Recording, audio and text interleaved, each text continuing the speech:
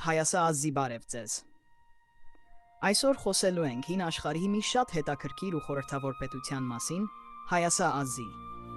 Հայասա Ազզին գոյություն է ունեցել Ք 15-ից 13-րդ դարերում։ Այն գտնվել է հայկական լեռնաշխարհի արևմտյան մասում, այսօրվա Էրզրումի, Վանի և Բայազետի տարածքներում։ Այդ ժամանակ տարածաշրջանում կար մի հզոր պետություն՝ Ցեթական թագավորությունը, որի հետ Հայասան հաճախ պատերազմում էր։ Ցեթերի արքա Շուպիլուլիումա առաջինը անգամ նույնիսկ պայմանագիր է կնքել Հայասայի հետ։ Հենց այդ խեթական աղբյուրներից էլ մենք տեղեկանում ենք Հայասա Ազզիի մասին, որովհետև Հայասան իր գրավոր պատմությունը չի թողել։ Իդեպ, մինչ շարունակելը, մի մոռացեք բաժանորդագրվել Armenia History ալիքին։ Հայասա անունը շատ հետաքրքիր է։ Որոշ պատմաբաններ կարծում են, որ այն նշանակում է հայերի երկիր։ Դրա համար էլ Հայասան հաճախ կապվում է հայ ժողովրդի ծագման հետ։ Բայց պետք է ասել, որ այս հարցի շուրջ գիտնականների կարծիքները տարբեր են,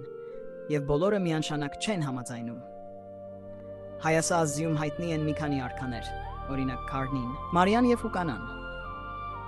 Հուկանան հայտնի է նրանով, որ հարաբերություններ է ունեցել քեթական թագավորության հետ։ Ժամանակի ընթացքում, մոտավորապես Ք 13-րդ դարում, Հայասա Ազզին թուլացավ եւ անհետացավ պատմությունից։ Դրա պատճառները կարող էին լինել պատերազմները եւ ներքին խնդիրները։ Այնուամենայնիվ, Հայասա Ազզին շատ կարեւոր է, որովհետեւ համարվում է հայկական լեռնաշխարհի ամենահին պետական կազմավորումներից մեկը եւ հնարավոր է կապ ունի հայ ժողովրդի ձևավորման հետ։